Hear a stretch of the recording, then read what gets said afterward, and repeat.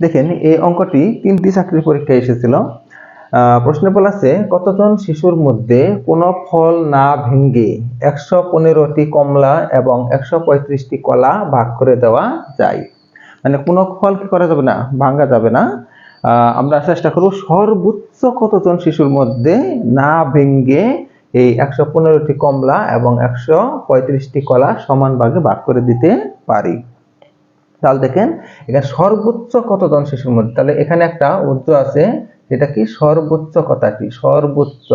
এখন আমরা কি করব, জানি যে সর্বোচ্চ মানে কি বড়, বড় মানে কি গরিষ্ঠ, তো গরিষ্ঠ মানে কি গসাগু। আমরা এখান থেকে কি করব, গসাগু করব। তাহলে দেখেন গসাগু এমন একটি সংখ্যা যে সংখ্যাটি দিয়ে আমরা প্রদত্ত সংখ্যাগুলোকে কি করতে পারি, নিঃশেষে বিভাজ্য করতে পারি। তাহলে আমরা এখান থেকে অপশন টেস্ট করে করতে পারি। দেখেন এখানে 4টা অপশন আছে, এর মধ্যে কোন সংখ্যাটি দিয়ে 125কে এবং 115কে ভাগ করলে ভাগশেষ আমাদের শূন্য হবে, অর্থাৎ নিঃশেষে বিভাজ্য হয়ে যাবে, সেইভাবে আমরা অপশন টেস্ট করতে পারি। দেখেন এখানে এই 5 দিয়ে যদি এই 2টা সংখ্যাকে ভাগ করি তাহলে দুটাই কি হয়ে যায়, নিঃশেষে বিভাজ্য হয়ে যায়। 10 দিয়ে ভাগ করলে পরে নিঃশেষে বিভাজ্য হবে না, তারপরে 12 দিয়ে ভাগ করলে নিঃশেষে বিভাজ্য হবে না, 15 দিয়ে ভাগ করলে দেখা যাচ্ছে যে এটা নিঃশেষে বিভাজ্য হবে, কিন্তু 115 নিঃশেষে বিভাজ্য হবে না।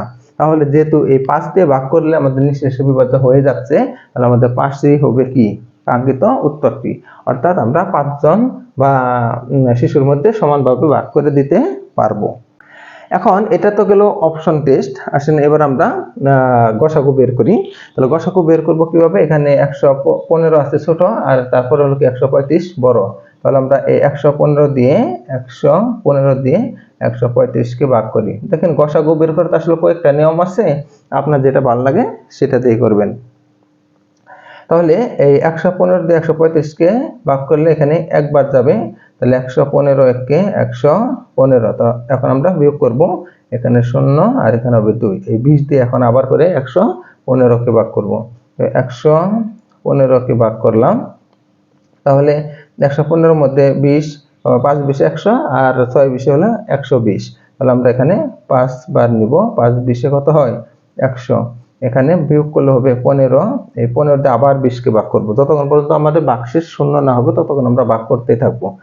তাহলে এখানে 20 কে ভাগ করলে 15 কে 15, এখান থেকে 5, এই 5 দিয়ে আবার এই 15 কে ভাগ করব।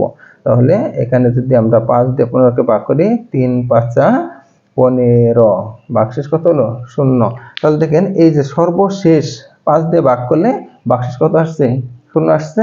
তাহলে আমাদের উত্তর হবে কি এই 5। তাহলে আমরা কি পাচ্ছি, যে আমরা যে কোনো ফল না ভেঙে এই 115টি কমলা আর 135টি কলা আমরা 5 জন শিশুর মধ্যে সমানভাবে ভাগ করে দিতে পারি।